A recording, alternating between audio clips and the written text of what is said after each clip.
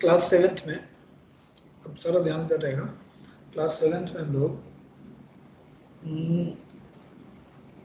Objects के motion के बारे में पढ़े थे कि ऑब्जेक्ट एक जगह से दूसरी जगह मूव करता है, स्लो होता है, फास्ट होता है, स्पीड पढ़े थे ये सब। स्पीड क्या होता है, rate of change of position, मतलब एक जगह से दूसरी जगह जा रहा है तो कोई डिस्टेंस ट्रेवल कर रहा होगा। कोई ऑब्जेक्ट सेम डिस्टेंस को अगर जल्दी ट्रेवल कर ले और कोई ऑब्जेक्ट सेम डिस्टेंस को ज़्यादा टाइम लगाए ट्रेवल करने में, तो जो जल्दी ट्रेवल कर रहा है उसको बोलेंगे कि वो फास्ट मूव कर रहा है, दूसरा स्लो मूव कर रहा है। ये सब हम लोग क्लास 8th में पढ़े होंगे। आर्यन पढ़ा था ना? हाँ सर पढ़े थे।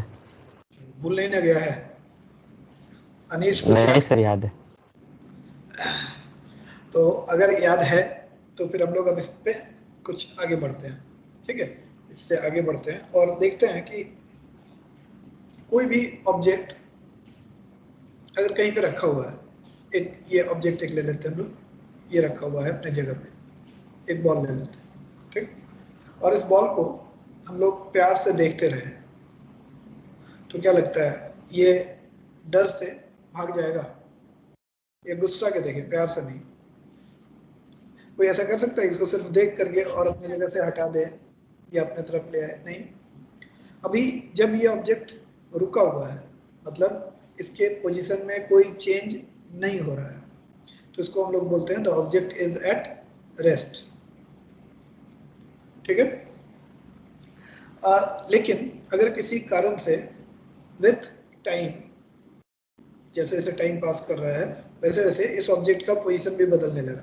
अभी यहाँ है ये ऑब्जेक्ट, थोड़ी देर बाद 2 सेकंड के बाद यहाँ है, 1-2 सेकंड के बाद यहाँ है और चेंज करने लगा पोजीशन, तो इसका मतलब हम लोग बोलेंगे कि जो वो ऑब्जेक्ट है वो मूव करने लगा, वो मोशन में आ गया। यहाँ तक जो हम लोग क्लास 7th में जान चुके होंगे उसी को हम करें। अब सवाल ये उठता है कि ये मूव क्यों किया? ऑल्दो हम फर्स्ट दिन ही बताए थे, तुमको याद है फर्स्ट दिन बताए थे कि साइंस में क्यों का आंसर नहीं होता है, हर क्यों का आंसर नहीं होता है, लेकिन हम लोगों का ये काम है कि हम लोग पूछते रहें कि ऐसा क्यों हो रहा है। अगर आंसर मिला तो ठीक, नहीं मिला तो फॉर द टाइम बिंग हम लोग जितना जानते हैं उसी से संतुष्ट रहेंगे और उससे अपनी ज़िंदगी को आसान करेंगे, और जब मिल जाएगा तो और कुछ आगे क्वेश्चंस करेंगे, ठीक है? तो इसके लिए हम एक क्वेश्चन कर रहे हैं अपने आप से कि भाई ये मूव पहले क्यों नहीं कर रहा था और अब क्यों करने लगा।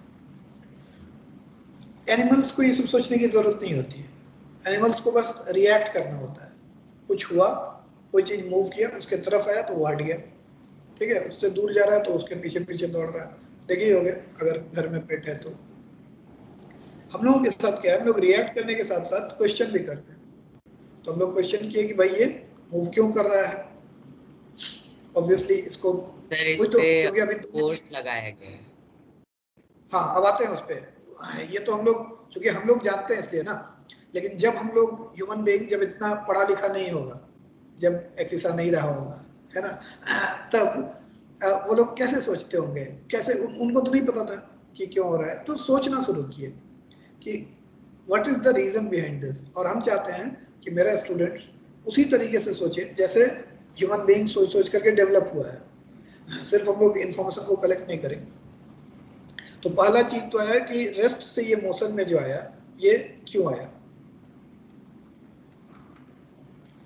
क्यों आया पे हम लोग बाद में बात करेंगे, मतलब उस पर भी बात करेंगे। पहले और कुछ कुछ जिसके बारे में बात कर लें कि भाई रेस्ट से मोशन में आया, क्या ऐसे ही कोई चीज मोशन से रेस्ट में भी आ सकता है? तो हम लोग बहुत बार देखे होंगे कि कोई ऑब्जेक्ट मूव कर रहा है, कोई ऑब्जेक्ट मूव कर रहा है और हम लोग उसको हाथ से ही अगर हम लोग उसको रोक दें, उसको किसी भी एक सॉलिड ऑब्जेक्ट से उसको आगे हम लोग वो कर देते हैं, हिंडर कर देते हैं, तो वो रुक जाता है करके। ये मोशन में था और अब ये रेस्ट में आ गया, ठीक है? कुछ तो हुआ होगा ऐसे ही, तो मतलब ठीक है, हम ये हमको दिख रहा है कि हम यहाँ पे कुछ रख दिए, लेकिन सिर्फ इसके रख देने से तो नहीं हुआ होगा, कुछ और भी हुआ होगा, क्योंकि ये सिर्फ रखा रहता, हम नहीं पकड़ते इसको, तो शायद इसको हटा करके आगे चल जाता है ना, और हमेशा जाता भी नहीं है, हमेशा रुकता भी नहीं है। यहाँ दो एग्जांपल हम लोग देखें, एक जिसमें रेस्ट से मोशन में आ रहा है, एक जिसमें मोशन से रेस्ट में आ रहा है, ठीक है। एक और एग्जांपल हम लोग देखते हैं। एक कोई बॉल मूव कर रहा है अपने पाथ पे, और उसको हम जैसे फुटबॉल खेलते समय करते हैं, उसको किक कर दिए। इसको जब किक करेंगे तो किक करने की वजह से क्या होगा, ये अगर पहले स्लो स्पीड चल रहा था तो इसका स्पीड इंक्रीज कर जाएगा और फास्ट हो जाएगा। पहले ये अगर फास्ट था तो फास्टर हो गया, स्लो था तो फास्ट हो गया, ठीक है। फिर यहाँ कुछ तो हुआ होगा जिसकी वजह से इसका स्पीड चेंज हो गया। अभी क्यों हो रहा है उस पर नहीं जा रहे हैं, क्या हो रहा है उस पर जा रहे हैं। एक और एग्जांपल देखते हैं कि कोई ऑब्जेक्ट मूव कर रहा है अपनी जगह, और हम क्या करते हैं, उसको साइड से किक कर देते हैं, इधर से नहीं, और ये इधर मूव करने लगता है। इधर मूव करने लगा मतलब इसका डायरेक्शन चेंज हो गया, ठीक है। यहाँ पे ना हम लोग क्या देखे, ऑब्जर्व क्या किए, चारों कंडीशन में फाइनल सिचुएशन जैसा है और इनिशियल सिचुएशन जैसा है। ये इनिशियल है कंडीशन और ये फाइनल है। फाइनल में इसका डायरेक्शन इधर हो गया, इनिशियल में इसका डायरेक्शन इधर था, फाइनल में इधर डायरेक्शन, ठीक है। यहाँ इनिशियली ये रेस्ट पे था, ये रेस्ट पे था, लेकिन फाइनल में ये मोशन पे आ गया। ये फाइनल कंडीशन अगर सिचुएशन अगर देखें तो ये मोशन में आ गया है। इसी तरह यहाँ इनिशियली ये मोशन में था और फाइनली ये रेस्ट पे आ गया। यहाँ इनिशियली ये स्लो था, इनिशियल इसका कंडीशन जो था वो स्लो था, लेकिन फाइनल जो हो गया वो फास्ट हो गया, ठीक है। ये चारों एग्जांपल में हम लोग देखें कि देयर इज सम चेंज, है ना, which can be observe. Change तो हम लोग को दिख रहा है ना। इस चेंज के बारे में अगर हम लोगों को रोज रोज बात करना पड़े तो कोई टर्म्स निकालना पड़ेगा कि भाई क्या चेंज हुआ, ठीक। ऐसे तो मतलब सिर्फ नहीं बोल सकते हैं क्या कुछ हुआ और कोई बोला क्या हुआ, बोला वही कुछ हुआ, मतलब जब चल रहा था पहले फास्ट चल रहा था, स्लो हो गया, स्लो चल रहा था फास्ट हो गया, ऐसे तो हम लोग नहीं बोल सकते हैं। इब्तिदा मुस्कुरा दो थोड़ा, नींद से जाग गई है ना। और अनीस तो कभी मुस्कुराता ही नहीं, अनीस एकदम सीरियस रहता है, वो ना उसको कोई बोल दिया है कि मुस्कुराओगे तो पढ़ाई लिखाई नहीं होगा, है ना अनीस। चलिए बीच बीच में हम नींद तोड़ने के लिए कभी कभी मुस्कुराने के लिए बोलेंगे, तो ऐसा नहीं कि अपना वीडियो रिकॉर्ड करके रख देना पहले से मुस्कुराया हुआ वीडियो। ये सारे ही सिचुएशन को ना हम लोग एक्सप्लेन करने के लिए एक टर्म ला रहे हैं, change in state of motion. अब हमको ये समझ में कुछ नहीं आया, लेकिन चूंकि हम खुद ही बोले हैं सबके लिए और हमें को समझ में नहीं आ रहा है तो तब तो गड़बड़ है कुछ। एक एक करके समझते हैं। चेंज मतलब तो समझ में आ गया, चेंज हुआ कुछ, क्या चेंज हुआ, उसका मास चेंज हो गया, कलर चेंज हो गया, साइज चेंज हो गया, शेप चेंज हो गया, क्या चेंज हुआ। अब देखें इसके साइज शेप मास में कुछ चेंज नहीं हुआ, रेस्ट से मोशन में आ गया। इसी को हम लोग इस चेंज को बोलते हैं change in state of motion. मतलब अगर हम लोग फर्स्ट वाले एग्जांपल में देखें तो वो मोशन रेस्ट में था, पहले रेस्ट में था वो, ये उसका इनिशियल स्टेट ऑफ मोशन था और वो मोशन में आ गया, मूव करने लगा, तो rest to motion, change in state of motion हुआ। स्टेट मतलब होता है कंडीशन। दूसरे कंडीशन में हम लोग देखें वो मोशन में था और रेस्ट में आ गया जब रोके थे। तीसरे कंडीशन में हम लोग देखें कि वो एक पर्टिकुलर स्पीड से मूव कर रहा था, ठीक है, अभी हम लेने के लिए स्लो ले रहे हैं और बाद में फास्ट हो रहा है। बट ऐसा भी हो सकता है कि पहले फास्ट था बाद में स्लो हुआ, बट चेंज इन स्पीड मतलब ये जो स्पीड में चेंज आया, इसको भी हम लोग change in state of motion बोलेंगे कि एक स्टेट ऑफ मोशन, एक कंडीशन है मोशन का और उसमें कुछ चेंज आया। और चौथे वाले में क्या हुआ, डायरेक्शन चेंज हो गया, ठीक है। ये चारों तरह के चेंज को हम लोग बोलेंगे change in state of motion. यहाँ तक क्लियर है एकदम? मतलब अब अगर इससे रिलेटेड कहीं पे हम लोग को डिस्कस करना हो तो हम किसी को समझा सकते हैं कि change in state of motion का मतलब क्या होता है। इस चारों में से कोई भी हो जाए तो उसको स्टेट ऑफ चेंज हम लोग बोलेंगे, change in state of motion बोलेंगे। अब नेक्स्ट क्वेश्चन आता है कि भाई इसके लिए रिस्पॉन्सिबल कौन है, ठीक है। तो रिस्पॉन्सिबल कौन है के लिए हम एक एग्जांपल लेते हैं। ये फिर से एक बॉल को लिए और कोई एक बॉल उसके जस्ट बगल में हम रख दिए केवल, ये उसको टच करके रखा हुआ है। ये बॉल 1 है, ये बॉल 2 है। और जब हम उस बॉल को उसको जस्ट टच करके रख दे रहे हैं तो देख रहे हैं कि कोई change in state of motion नहीं हो रहा है। लेकिन अगर हम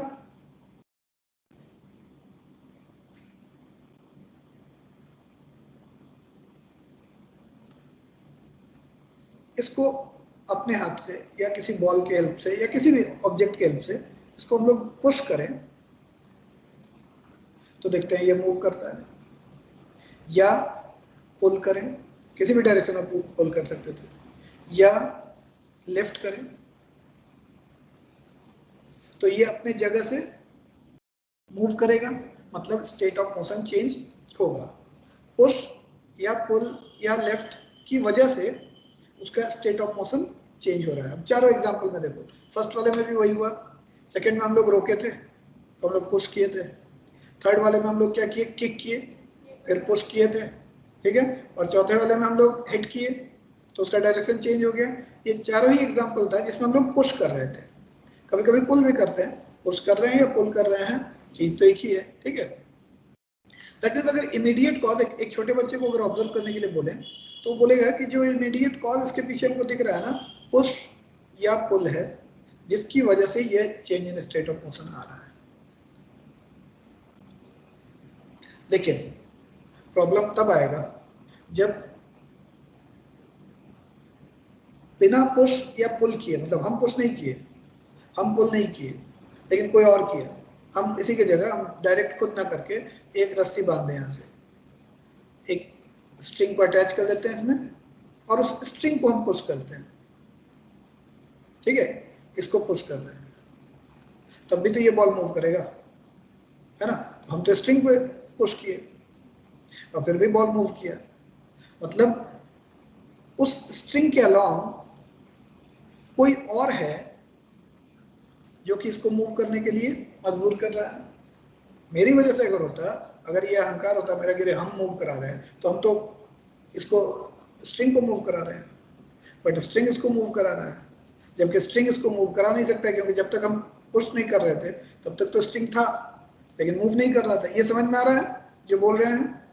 कोई कंफ्यूजन नहीं ना है कि अरे ऐसा क्या उल्टा पुल्टा बोल रहे हैं कि भाई स्ट्रिंग था, स्ट्रिंग मूव नहीं करा रहा था, मतलब पहले स्ट्रिंग अटैच कर दिए और उसको छोड़ दिए, इंतजार किए कि शायद स्ट्रिंग उसको खींच सके, नहीं खींचा। हम पुश किए तो देख, हम पुल किए तो हम देख रहे हैं कि हम तो स्ट्रिंग को पुल कर रहे हैं बट बॉल मूव कर रहा है। That means there is something along the string, there is something along the string, some agent along the string जो कि इस मूवमेंट के लिए रिस्पॉन्सिबल है। इस एजेंट को, जिसको हम लोग ऐसे पुश और पुल बोलते हैं जनरल लैंग्वेज में, इसके लिए एक कुछ नाम खोजना था हमको।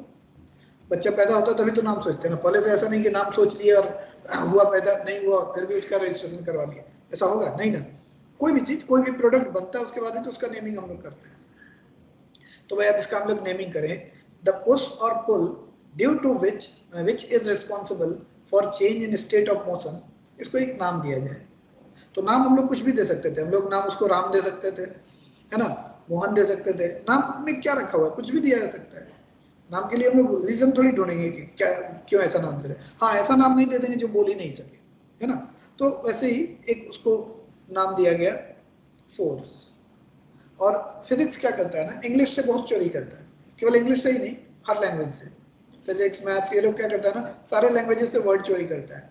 कहीं पे फोर्स पढ़ा होगा इंग्लिश में, ठीक है, और उसको ले आया फिजिक्स में कि भाई उस चीज को फोर्स बोलेंगे। इंग्लिश में फोर्स का मतलब कुछ और होगा, लेकिन यहाँ फिजिक्स में फोर्स का मतलब क्या हो गया, द पुश और pull due to which the state of motion of an object changes, that is the object comes to motion from rest, comes to rest from motion, changes its speed और changes its direction. कोई ऐसा जिसको clear नहीं है? नहीं ना, सबको clear है? नहीं होगा तो बताएगा.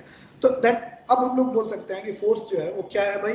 द पुश और पुल, जो कि क्या क्या करता है? पुश और पुल, which does either it brings an object into motion from rest, rest से मोशन में ला रहा है, या फिर मोशन से रेस्ट में ला रहा है,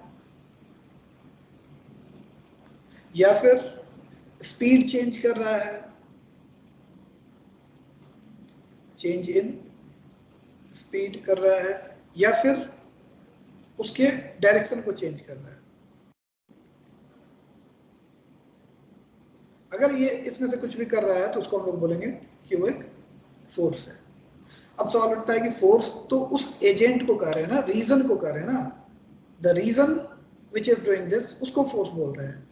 फोर्स विजिबल थोड़ी ही है, फोर्स कोई ऑब्जेक्ट तो है नहीं जो दिखेगा. अभी जो स्ट्रिंग वाला एग्जांपल ले रहे थे, इसमें force is acting along the string, इस स्ट्रिंग के अलोंग फोर्स एक्ट कर रहा है, but force is not visible, string is visible. ध्यान से सुनो, ये जो स्ट्रिंग है वो दिख रहा है ना, फोर्स तो नहीं दिख रहा है. इसलिए फोर्स इज इनविजिबल, क्योंकि वो एक एजेंट है, एक कारण है, कॉज है, ठीक है, जिसकी वजह से इफेक्ट आ रहा है. तो अब समझ गया कि क्लास 7th में जो हम लोग मोशन पढ़े थे, मोशन के लिए एक्चुअल कारण क्या है, कॉज क्या है, फोर्स है. ठीक है. एक बार साइंटिस्ट को जब पता चल गया कि अच्छा इसको हम लोग फोर्स बोलेंगे, तो फिर अब उसको और इन्वेस्टिगेट करेगा कि फोर्स क्या केवल यही सब कुछ करता है, और उसको एक्सप्लोर करना शुरू करेगा कि क्या करता है फोर्स, फोर्स कब रोल प्ले करता है. ठीक है. तो इतना तो पता चल गया कि अभी तक जितना हम लोग देखे कि फोर्स तभी रोल प्ले करता होगा जब हम लोग पुश या पुल कर रहे हैं. ठीक है. जितना भी एग्जांपल अभी तक हम लोग देखे, बॉल का एग्जांपल ले लो और कोई एग्जांपल तुम डे टू डे लाइफ में देख लो, जब हम लोग किसी चीज को पुश करते हैं या पुल करते हैं, अगर एक रस्सी बांध दे कहीं पे और उस रस्सी को पुल कर, बेस्ट एग्जांपल है tug of war. Tug of war में अगर सिर्फ एक तरफ से लोग खींचते चले जाए तो रस्सी चलता चला जाएगा.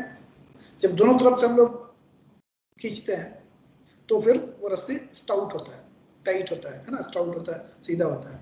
और उसके बाद कोई एक तरफ हम लोग गिर जाते हैं, एक तरफ वाले लोग, और एक तरफ वाले लोग अगर छोड़ दे तो ठीक है, या फिर एक तरफ वाले लोग जीत जाते हैं.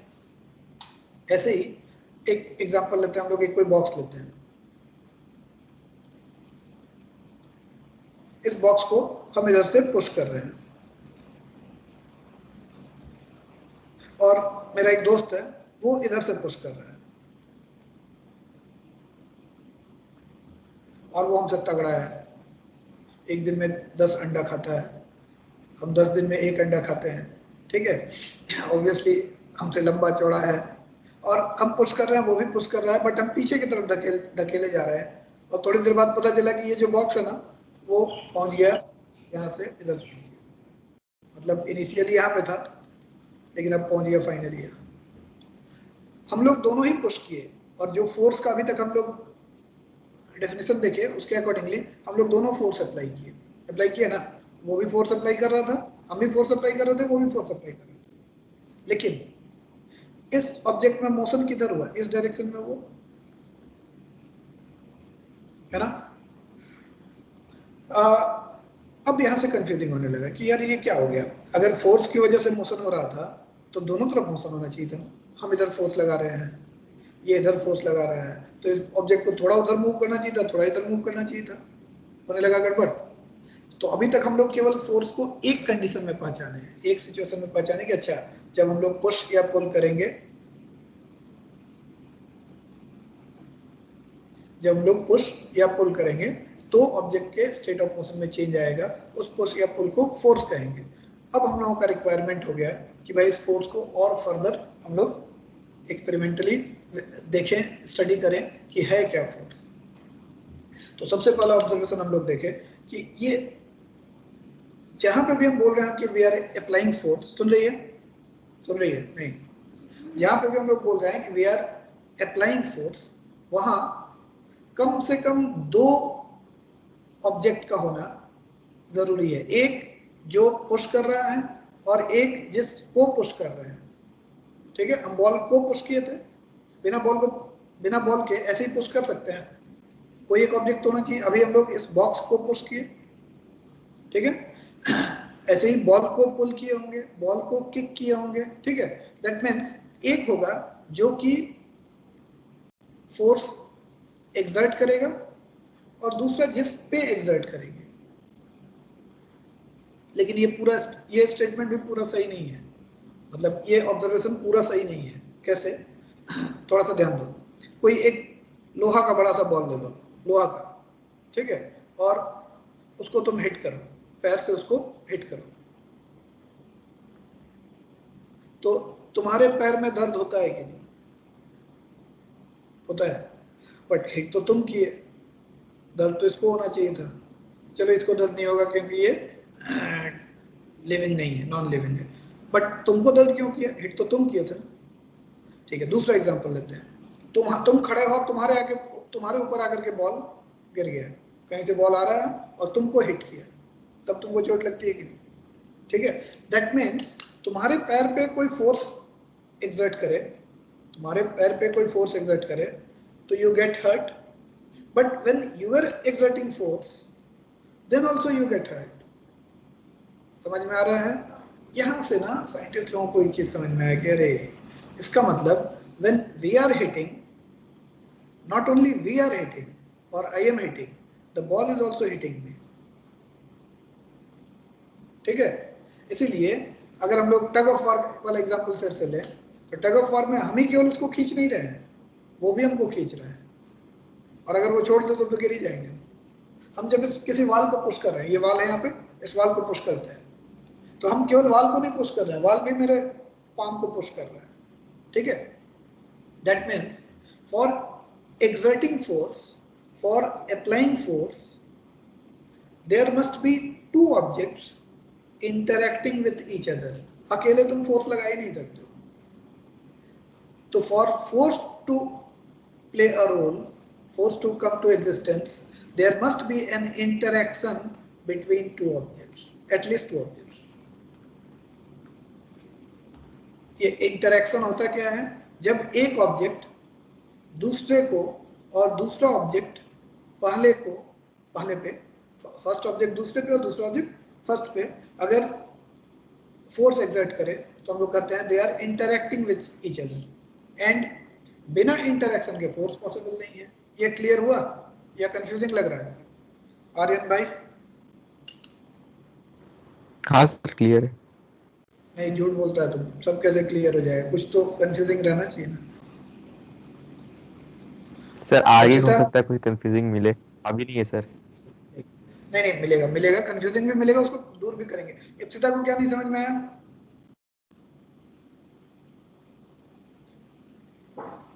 सब आ गया? वाह, तो फिर तो इसका मतलब साइंस टफ नहीं होता होगा यार। हम लोग झूठ मूठ का साइंस को और मैथ्स को बदनाम किए रहते हैं ना, हम लोग में कोई दोष है। अनीश देखो कितना मस्त है, वो कुछ बोलता ही नहीं, जानता है कि अगर बोल देंगे इजी है तो फिर बोलेंगे मार्क्स क्यों नहीं ला रहा है ना, तो इसलिए बड़ा चालाक है, कुछ बोल ही नहीं रहा। अनीश चलो, तो हम ये मान करके चल रहे हैं कि मेरे सारे स्टूडेंट का ये खासियत होगा कि उसको सब कुछ समझ में आएगा 100%। हम नहीं चाहते हैं कि 99% समझ में आए, फिर तो वो मेरे मुंह पे एक तमाचा है कि आप 1% नहीं समझा पाए, है ना। और ठीक है, नहीं समझ में आएगा तो पूछेंगे ना, बात करेंगे हम लोग, और बात करेंगे और फिर समझ के ही दम देंगे। अभी हम ये केवल इसलिए पूछे रुक करके कि ये थोड़ा सा कंफ्यूजिंग हो सकता है किसी को कि अरे यार ये क्या बोल रहा है कि फोर्स लगने के लिए दो ऑब्जेक्ट चाहिए, पुश या पुल करने के लिए तो एक ही ऑब्जेक्ट काफी था। हम पुश करते हैं, हम पुल करते हैं, बट किसको पुश करते हो, किसको पुल करते हो? जब तक वो नहीं होगा तो ऐसे ही थोड़े बोल रहे हम फोर्स एक्सर्ट कर रहे हैं, कहाँ? किसी ऑब्जेक्ट पे करना पड़ेगा। Therefore for force to exist there must be an interaction between two objects। यहीं से एक मिसकंसेप्शन शुरू हो जाता है कि भाई ठीक है, इंटरैक्ट तो हम करेंगे, ठीक है, अरे इंटरैक्शन तो होगा, और इंटरैक्शन होगा तभी फोर्स एक्सर्ट करेगा, ठीक है, अप्लाई होगा। लेकिन इज इट नेसेसरी कि जब भी कोई दो ऑब्जेक्ट इंटरैक्ट करेगा और फोर्स एग्जिस्ट करेगा, मतलब फोर्स एक्सर्ट होगा, तो इज इट नेसेसरी कि स्टेट ऑफ मोशन चेंज होगा? दो अलग अलग चीजें। एक था कि अगर स्टेट ऑफ मोशन चेंज हुआ है दैट मीन्स कोई ना कोई उसको पुश किया है या पुल किया है, ठीक है? तो कोई ना कोई पुश किया, किसी ना किसी को पुश किया, है ना? That means there is an interaction and also there is a change in state of motion which is visible. State of motion में चेंज विजिबल होता है बट उसका कारण विजिबल नहीं होता है। तब हम लोग बोलते हैं कि अच्छा मूव किया ना, मतलब इसका कारण भी एग्जिस्ट करता होगा, although we cannot see force but we can conclude कि फोर्स है। सेकंड क्वेश्चन ये है कि अगर हम किसी चीज पे फोर्स अप्लाई किए, ठीक है, फोर्स तो दिखता नहीं है बट हम फोर्स अप्लाई किए, तो इज इट नेसेसरी कि वो ऑब्जेक्ट मूव करेगा ही करेगा? तुम क्या बोलती है? कोई तुम लोग की तरफ से किसी का कोई आंसर है? किसी को लगता है कि हाँ नेसेसरी है या नहीं है? दोनों बोल सकते हो, हम लोग डिस्कस करेंगे। साइंस में ऐसा नहीं होगा कि केवल हम लोग टर्म्स यूज करें और तुम उसको रखते चल जाओ, फिर तो पढ़ाई नहीं हुआ। यस सर, सर हमको एक लगता है। दोबारा आप हेलो भैया, धीरे डिस्कनेक्ट हो धीरे गए आप थे। बोलो भैया। हाँ बोलो। अनीश कुछ बोल रहा है, पहले अनीश को बोलने दो। सर हम डिस्कनेक्ट हो गए थे, दोबारा बोलिएगा। हाँ, हम ये बोल रहे थे कि जब हम लोग किसी ऑब्जेक्ट पे फोर्स एक्सर्ट करते हैं, ठीक है, तो उसकी वजह से स्टेट ऑफ मोशन में चेंज आता है। That means whenever there is a change in state of motion we can certainly say that कोई ना कोई फोर्स उस पर लगा होगा, although force is not visible but its effect is visible, ठीक है? अब सिचुएशन को उलट रहे हैं कि मान लो हम फोर्स लगाए, ईमानदारी से लगाए, ऐसा भी नहीं कि हम टच करके बैठे हुए हैं, हम एकदम ऑनेस्टली फोर्स लगा रहे हैं। तो मेरा ये कहना है कि इज इट नेसेसरी कि ऑब्जेक्ट अपने जगह से मूव करेगा ही करेगा या उसका स्पीड बढ़ेगा ही बढ़ेगा या कुछ भी, मतलब उसके स्टेट में चेंज आएगा? Is it necessary? हाँ, आप इप्सिता बताइए। सर उसका वेट के ऊपर डिपेंड करता है। डिपेंड करता है। बहुत चालाक आदमी है भाई ये ना ऐसा आंसर देगा जिसमें कि हम मार्क्स काट ही नहीं सकें, और क्योंकि डिपेंड करता है बोल दिया, कंडीशन अप्लाई, है ना? तो दोनों तरफ से सही हो जाएगा। इप्सिता क्या बोलती है? ये सब मोशन में चेंज नेसेसरी है। चलो अब देखते हैं, एक एग्जांपल लेते हैं। तुम अभी जहां पे बैठी हुई हो इप्सिता, तुम अपने पीछे वाले वॉल को अपने पीठ से धक्का दो तो, और धक्का देके उसको मूव कराओ। मूव किया? नहीं मूव किया, मतलब तुम धक्का नहीं दे रही है ना? अगर पुश करती तो मूव करना चाहिए था ना, तो तुम खराब लड़की है। आर्यन, तुम अपने आसपास अपने टेबल को, जिस टेबल पे बैठे हुए हो उस टेबल को पुश करके दबा दो तो नीचे, उसको मूव करा दो। पॉसिबल है? नहीं, मतलब इट इज नॉट नेसेसरी। वो जो बोला था ना अभियानेश कि कंडीशंस पे डिपेंड करेगा, वो तो चालाक लड़का है, लेकिन कंडीशंस पे डिपेंड करेगा ठीक है, बट मेरा क्वेश्चन था कि is it necessary to know? It is not necessary because there are situations जहां हम किसी चीज पे फोर्स लगाते हैं but then it does not move. ये यार कंफ्यूजिंग होता जा रहा है धीरे धीरे। शुरू में ना लगा कि बड़ा अच्छा है, कभी हम फोर्स लगाएंगे, अब फोर्स लगाएंगे तो ऑब्वियसली उसकी वजह से मूव करेगा, अब मूव करेगा मतलब समझ गए कि अच्छा फोर्स लगा। बट अब बोल रहे हैं कि कभी कभी नहीं भी मूव कर सकता। ये तो कोरोना वाला हाल हो गया कि कोरोना होगा तो आपको सर्दी होगा, फिर बोला कि नहीं सर्दी नहीं भी होगा तो भी कोरोना होगा।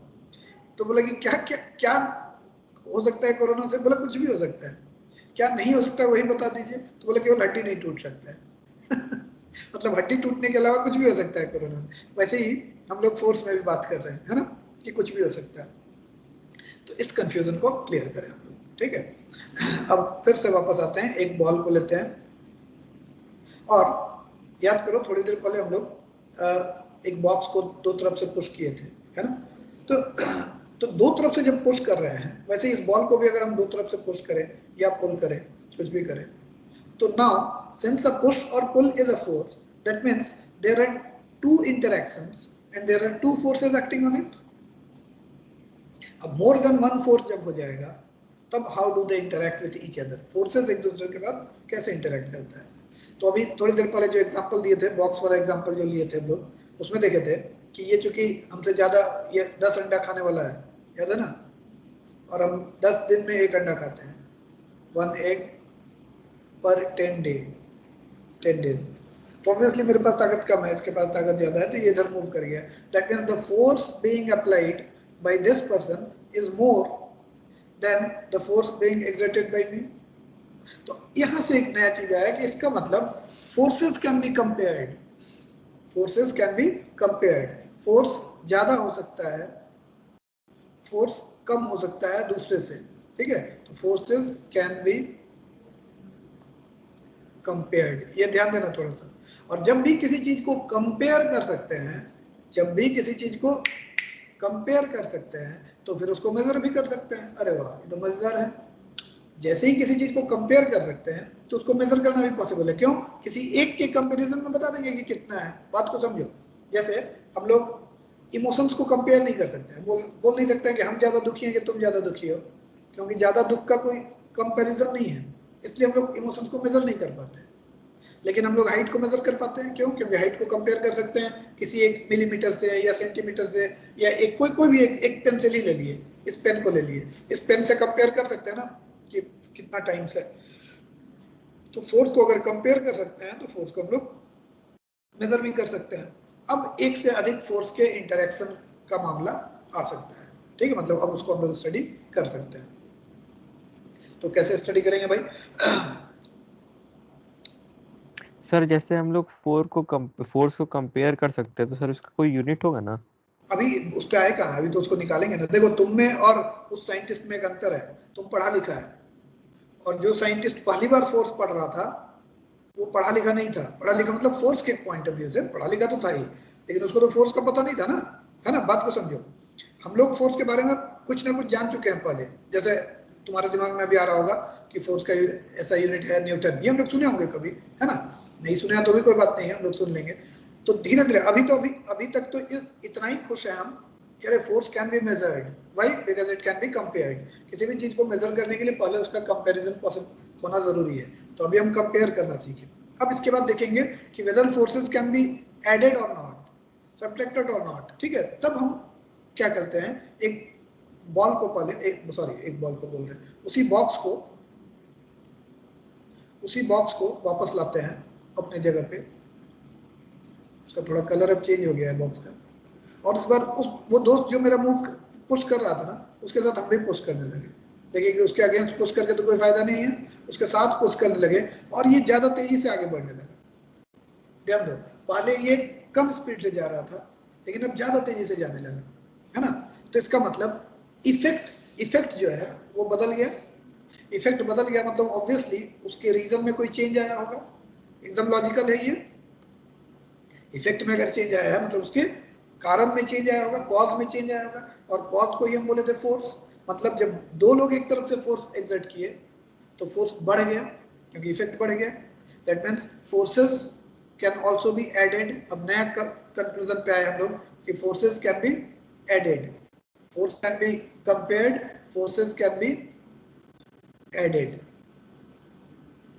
धीरे धीरे हम लोग अब फोर्स के बारे में थोड़ा थोड़ा जान लेंगे। अच्छा, इसको ऐड कर सकते हैं, कंपेयर कर सकते हैं। अब वापस फिर से उस बॉक्स वाले एग्जांपल पे जब जाएंगे तो हमको पता चलेगा कि अच्छा उस बार क्या हो रहा था, वो जितना फोर्स लगा रहा था और हम जितना फोर्स लगा रहे थे उसका फोर्स भी कुछ कम हो जा रहा था मेरी वजह से। दैट मीन्स जब अपोजिट डायरेक्शन से फोर्स लगा रहे हैं तो फोर्स रिड्यूस हो जा रहा है, लेकिन जब सेम डायरेक्शन से फोर्स लगा रहे हैं तो फोर्स ऐड हो जा रहा है।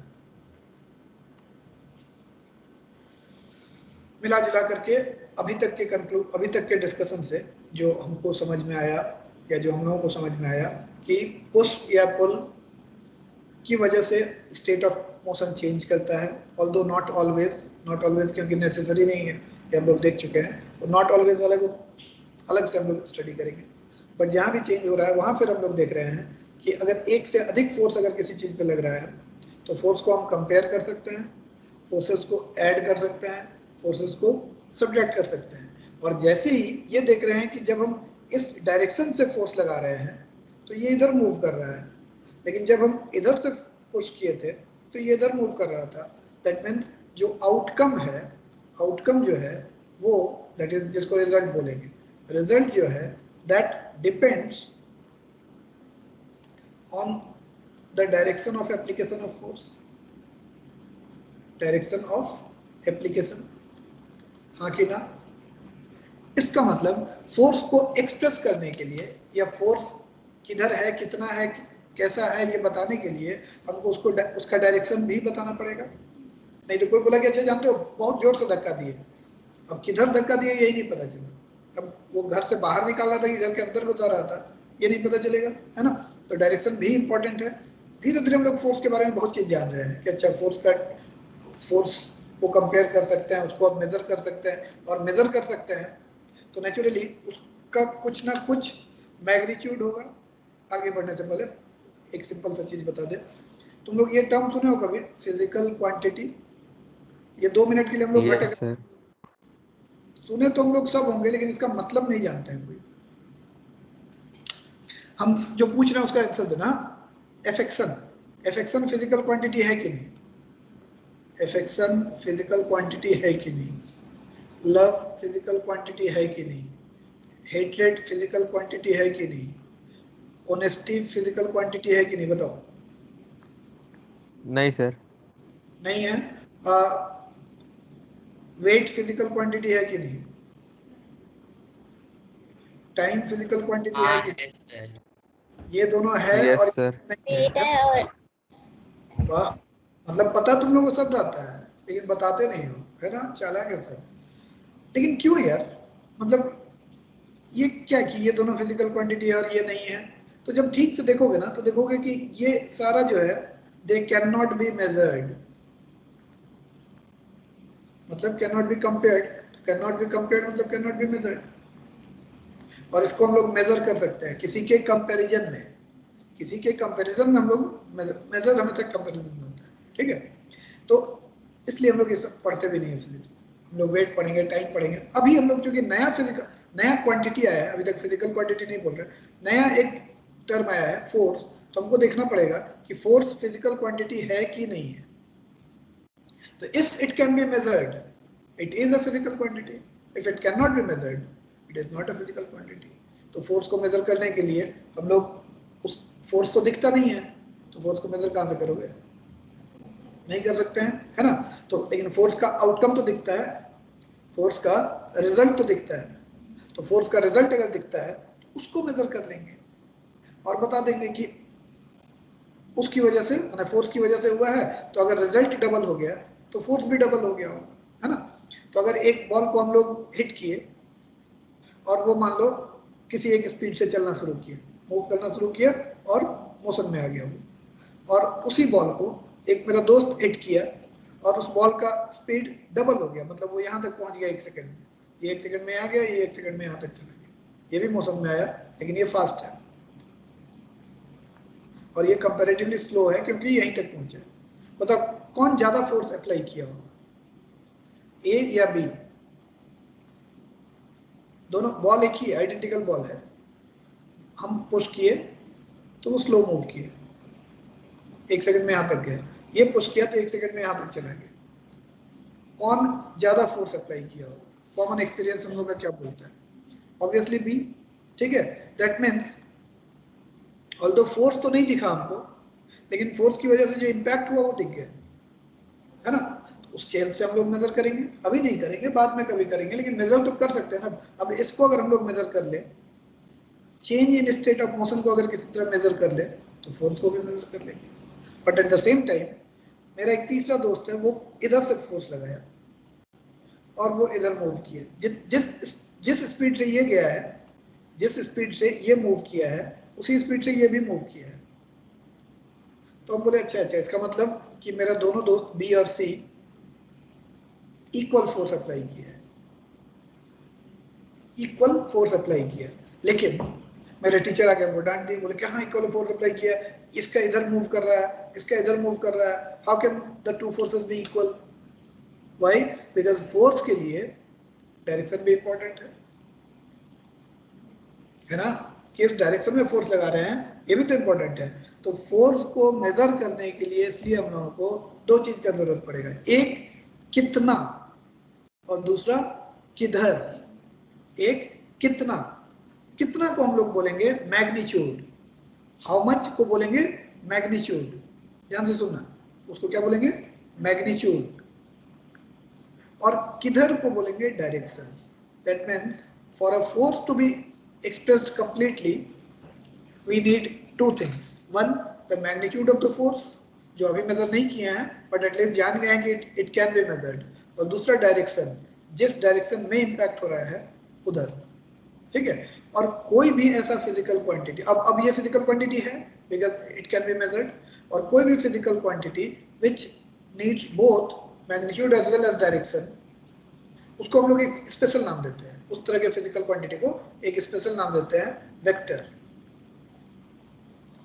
इसलिए अब से हम लोग बोलेंगे कि force is a vector quantity, force को क्या बोलेंगे वेक्टर क्वांटिटी बोलेंगे, और रीजन बड़ा सिंपल है, क्योंकि फोर्स को एक्सप्रेस करने के लिए हम लोग को दोनों चाहिए, उसका मैग्नीट्यूड भी चाहिए और उसका डायरेक्शन भी चाहिए। तो जब भी magnitude as well as direction both are required for expressing something, तो उसको हम लोग बोलते हैं कि it is a vector quantity, ठीक है। अभी के लिए हम लोग उसको केवल ये टर्म जाने कि वेक्टर क्वांटिटी है। और कोई ऐसा चीज होता है जिसमें फिजिकल क्वांटिटी ऐसा होता है जिसमें हमको डायरेक्शन की जरूरत नहीं होती है, जैसे अगर हम बोल रहे हैं मास कितना है इसका, शुगर कोई खरीद के लाया, बोले कितना शुगर लाया, तो बोला 5 किलोग्राम लाया, हम कभी नहीं पूछते हैं किस डायरेक्शन में 5 किलोग्राम, नहीं पूछते हैं, ठीक है। अगर हम बोल रहे हैं कि कितना टाइम लगा तुमको घर से यहाँ आने में, तो बोले कि 10 मिनट लगा, हम कभी नहीं पूछते हैं किस डायरेक्शन में 10 मिनट लगा, यूनिवर्स की तरफ, माने कि यूनिवर्स के सेंटर की तरफ 10 मिनट लगा कि यूनिवर्स से अपोजिट, ऐसा बोलते हैं नहीं। तो टाइम हुआ, मास हुआ, इस तरह का बहुत सारा फिजिकल क्वांटिटी है जिसके लिए डायरेक्शन की जरूरत नहीं है, लेकिन फोर्स के लिए डायरेक्शन की जरूरत है। तो जिसको डायरेक्शन की जरूरत नहीं है उसको कहेंगे स्केलर क्वांटिटी। क्या बोलेंगे स्केलर क्वांटिटी, स्केल से आया स्केलर, और जिसमें डायरेक्शन की जरूरत है उसको कहेंगे वेक्टर क्वांटिटी। यहाँ तक क्लियर है, force is a vector quantity, physical quantity तो है ही, साथ साथ क्योंकि उसको डायरेक्शन की जरूरत है इसलिए उसको कहेंगे vector quantity, but mass time these are scalar quantity, ठीक है। अब आते हैं कि फोर्सेस को जब हम लोग ऐड करेंगे और एक से ज्यादा फोर्सेस जब लगेगा किसी ऑब्जेक्ट पे तो क्या होगा। एक ही बॉल को हम लोग उस पर बहुत सारा स्ट्रिंग अटैच कर दें और अलग अलग डायरेक्शन से खींचना शुरू करें, अब बेचारा बॉल कंफ्यूज है कि जाए तो किधर जाए, है ना। इसके तरफ जाना चाहता था तो ये भी खींचता है, इसके तरफ जाना चाहता है तो ये खींचता है, अब ये चारों तरफ से खींचा जा रहा है। अगर किसी, हाँ बोलो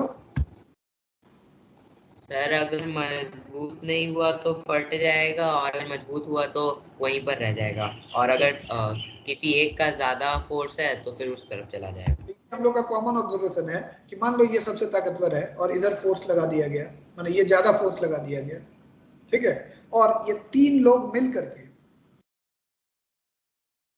उससे कम फोर्स लगा पाए तो क्या होगा, बॉल इधर मूव कर जाएगा। लेकिन अगर ये ज्यादा फोर्स लगा दे तो बॉल इधर मूव करने लगेगा। अगर ये दोनों मिल करके और ये दोनों मिल करके इक्वल फोर्स लगा दे तो बॉल कहीं मूव ही नहीं करेगा, वहीं पे रह जाएगा, ठीक है। दैट मीन्स अभी जो थोड़ी देर पहले एक क्वेश्चन किए थे ना कि क्या फोर्स हमेशा स्टेट ऑफ चेंज के लिए रिस्पॉन्सिबल होता है, तो देखो जैसे ही इक्वल फोर्सेस लग जा रहा है और 2 फोर्स इधर खींच रहा है, 2 फोर्सेस को इधर खींच रहा है, तो ये रेस्ट पे ही रह जा रहा है ना। इस तरह के फोर्सेस को जिसका कोई इंपैक्ट नहीं हो पाता है, मतलब combination of forces more than one force, ठीक है, अ कॉम्बिनेशन ऑफ, सुन रही है, a combination of forces which has no effect on the state of motion, उसको हम लोग बोलते हैं बैलेंस्ड फोर्सेस।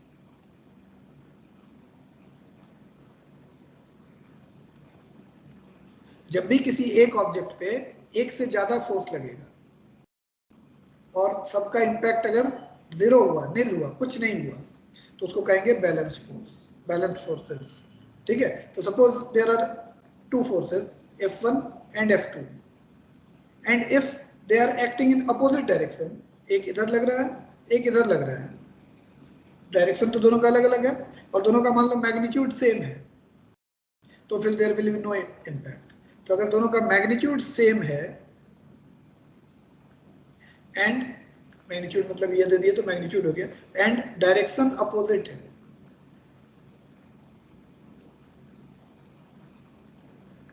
तो कहेंगे दे आर बैलेंस्ड फोर्सेस। और बैलेंस्ड फोर्सेस कभी भी change in state of motion नहीं ला सकता है। समझ में आ रहा है? बैलेंस्ड फोर्सेस कभी भी change in state of motion नहीं ला सकता है। तो फिर बैलेंस्ड फोर्सेस क्या कर सकता है? बैलेंस्ड फोर्सेस शेप को चेंज कर सकता है। किसी ऑब्जेक्ट पे अगर हम दोनों तरफ से फोर्स लगाए, जैसे अभी बोला ना कि अगर वो कमजोर होगा तो फट जाएगा, तो उसका शेप बदल गया। ऐसे ही ठीक है उसका उल्टा, उसको पुश करो तो वो दब जाएगा, एक बॉल लो इलास्टिक वाला और उसको दोनों तरफ से पुश करो तो वो दब जाएगा, लेकिन अगर एक तरफ से केवल पुश करो तो भाग जाएगा। तो अगर बैलेंस फोर्सेस हुआ तो it will change the shape of the object, और अगर अनबैलेंस्ड फोर्सेस हुआ तो it will change the state of motion. ठीक है, तो अब हम लोग ये बता सकते हैं कि कभी भी अगर चेंज इन शेप हो रहा है मतलब बैलेंस्ड फोर्स ही होगा, अदरवाइज पॉसिबल नहीं है। एक सिंपल सा एग्जांपल लो, ये मान लो ये स्लैब है, किचन में जो स्लैब होता है ना वो स्लैब है, और इसमें ये आटा रखा हुआ है, आटा का डो रखा हुआ है, गुथा हुआ आटा रखा हुआ है। ठीक है, तुम इसको अगर एक तरफ से पुश करोगे तो देखोगे ये मूव तो नहीं करेगा, इसका शेप चेंज कर जाएगा। कभी कभी स्टूडेंट को कंफ्यूजन होता है कि भाई इसमें तो एक ही फोर्स लगा, और भैया तो बोले थे कि बैलेंस फोर्सेस होना चाहिए तभी ना शेप चेंज होगा, बट यहाँ तो शेप चेंज कर गया। एक्चुअली क्या होता है, इसमें एक और फोर्स लग रहा है जिसको हम लोग बोलते हैं एडहेसिव फोर्स। एडहेसिव फोर्स, वो सट गया, आटा जो है ना वो सट गया है यहाँ, वो भी फोर्स लगा रहा है और हम भी फोर्स लगा रहे हैं, दोनों का बैलेंस हो जा रहा है, जिसके चलते इसके शेप में चेंज हो रहा है। तो कंफ्यूज नहीं होना हम लोग को। ठीक है, चलिए, तो बैलेंस फोर्सेस समझ गए, अनबैलेंस फोर्सेस समझ गए, बैलेंस फोर्सेस के चलते शेप चेंज होता है ये समझ गए, अनबैलेंस फोर्सेस के चलते स्टेट ऑफ मोशन चेंज होता है ये समझ गए। अब हम लोग देखते हैं कि फोर्सेस, ये तो समझ गए हैं कि फोर्स तभी एग्जर्ट करता है, अप्लाई होता है when there is an interaction between two objects. अगर इंटरेक्शन नहीं हुआ तो फोर्स तो नहीं होगा। लेकिन बहुत बार क्या होता है ना कि हम लोग को इंटरेक्शन दिखता नहीं है। कुछ एग्जांपल देखते हैं, जैसे अगर हमको किसी ऑब्जेक्ट को पकड़ करके खींचना है तो हम लोग के मसल के हेल्प से हम लोग फोर्स लगाते हैं, उसको बोलते हैं मस्कुलर फोर्स। मस्कुलर फोर्स जो है ना ये तभी रोल प्ले करेगा when it is in contact with something. बिना कांटेक्ट के तुम किसी को लाख जादू करो एब्राकाडेब्रा और बोलो कि हम खींच लेंगे, वो बोलने के लिए होगा नहीं कभी, तो it must be in contact. ठीक है, इसी तरह तुम लोग फ्रिक्शन का नाम सुने होगा, तो फोर्स ऑफ फ्रिक्शन जो है ये तभी रोल प्ले करता है when they are in contact. कोई दो ऑब्जेक्ट एक दूसरे के कांटेक्ट में है तभी उसमें फ्रिक्शन रोल प्ले करेगा।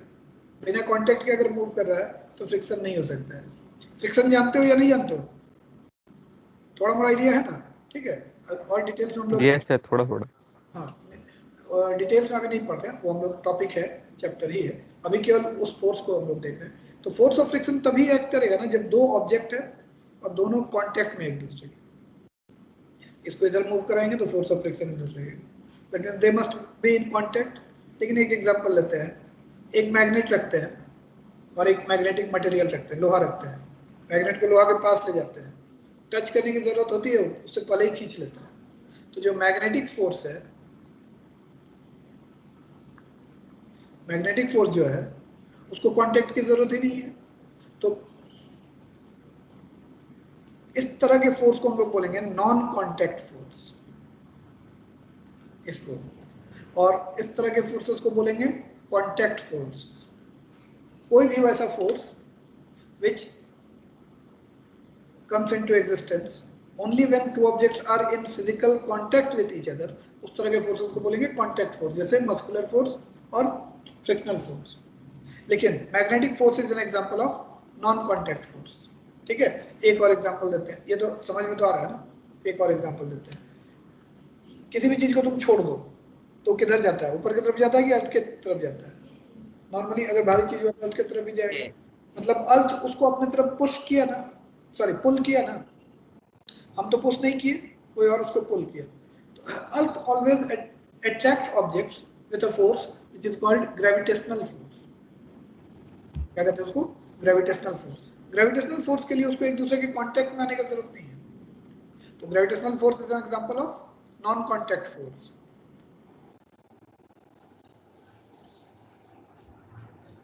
इसी को कहीं कहीं शॉर्ट में ग्रेविटी भी लिख देता है, जो ना लिखो तो बेटर है, because gravity is a concept. यहाँ ग्रेविटेशनल फोर्स लिखेंगे तो बेटर होगा. Gravitational force is an example of non contact. ऐसे ही तुम कभी कोशिश करना कि एक कंघी को लेके अपने ड्राई हेयर में 2-4 बार कॉम्ब करना और छोटे छोटे पेपर के पीसेस के पास ले जाना, तो देखना वो उसको अट्रैक्ट कर लेता है. करता है. इसको कहते हैं हम लोग इलेक्ट्रोस्टैटिक फोर्स.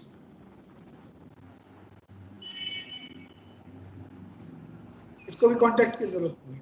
इसको कहते हैं non contact force. That means based on these we can categorise forces under 2 category. एक कांटेक्ट फोर्स और कांटेक्ट फोर्सेस और दूसरा non contact forces. Contact forces में आ गया मस्कुलर फोर्स और फ्रिक्शनल फोर्स, और नॉन कांटेक्ट फोर्सेस में आ गया magnetic force, gravitational force, electrostatic force. ठीक है, ये सब एग्जांपल है नॉन कांटेक्ट फोर्सेस. क्लियर है एकदम?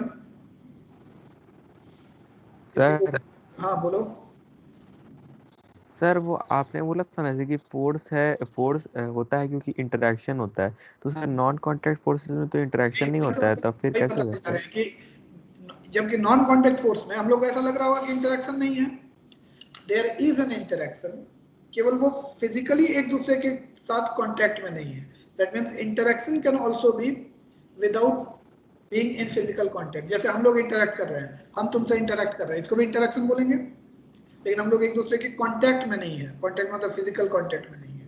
ठीक है, तो इंटरेक्शन. अब इसको उल्टा तरीके से ले लो. Whenever there is a force between two objects there is an interaction.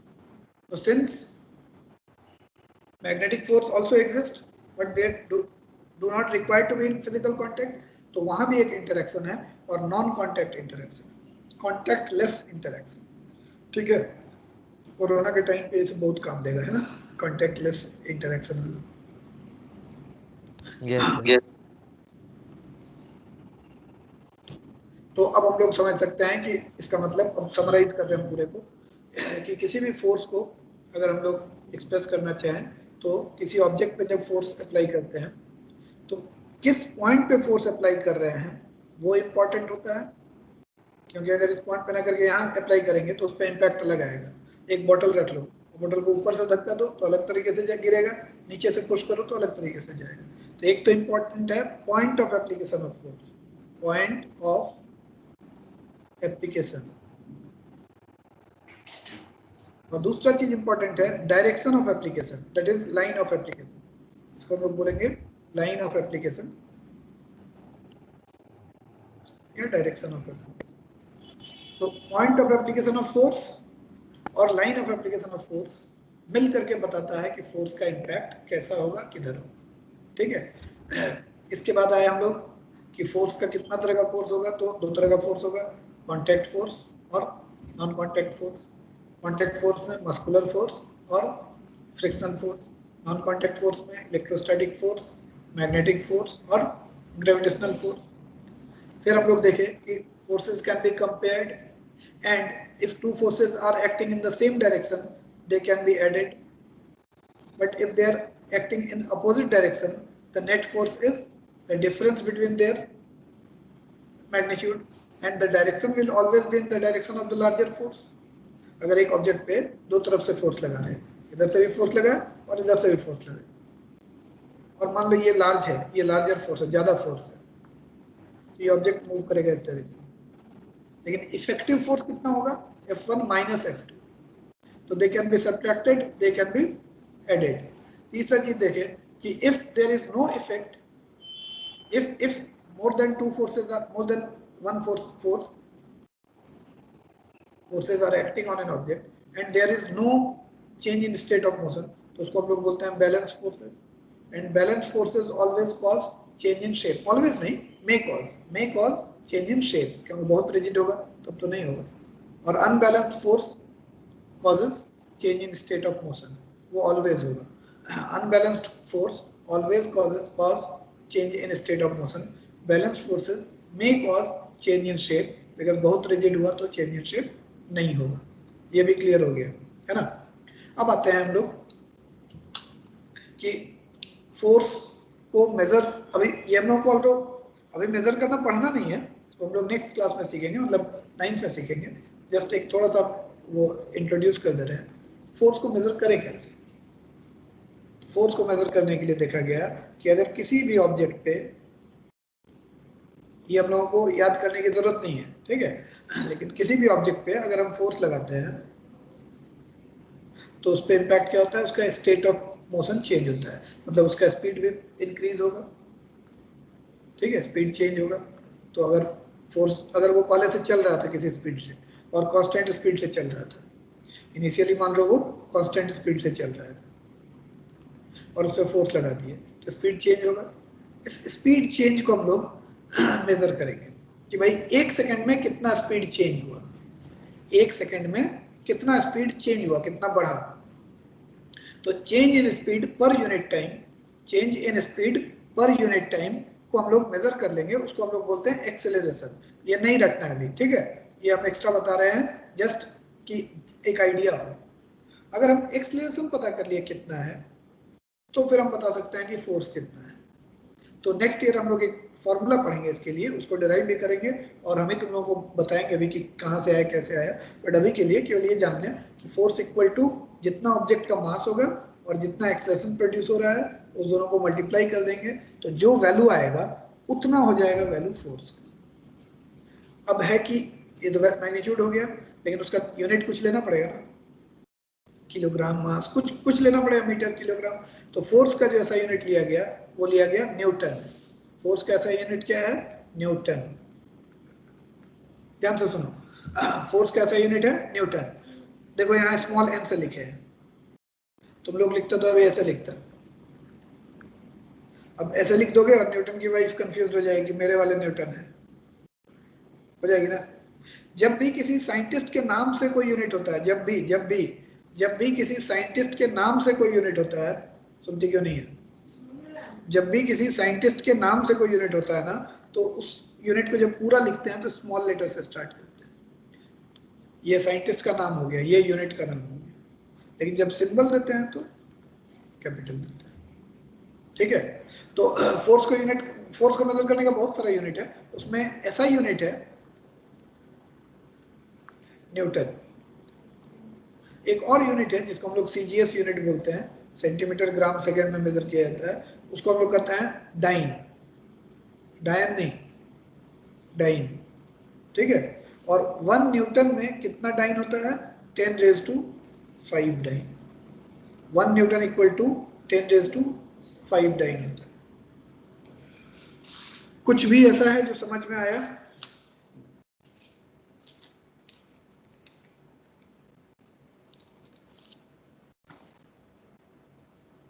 ये सब तो खैर हम लोग नहीं भी रटेंगे तो चलेगा, लेकिन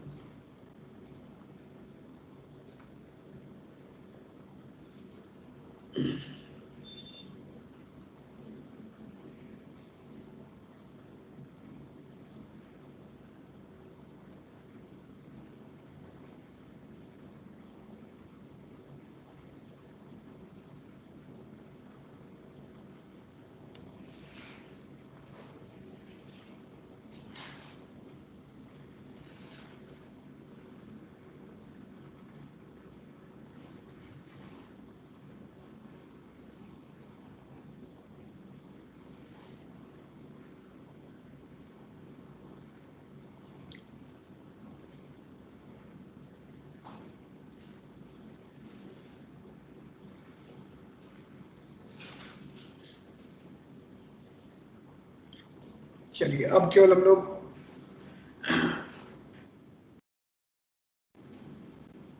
इसको लिख लें, है ना, तो दोनों काम हो जाएगा. तो लिख लीजिएगा, लिखिए. ये जो भी चीज हम पढ़ाए अब उसको लिखना है, तभी तो याद होगा ना, नहीं तो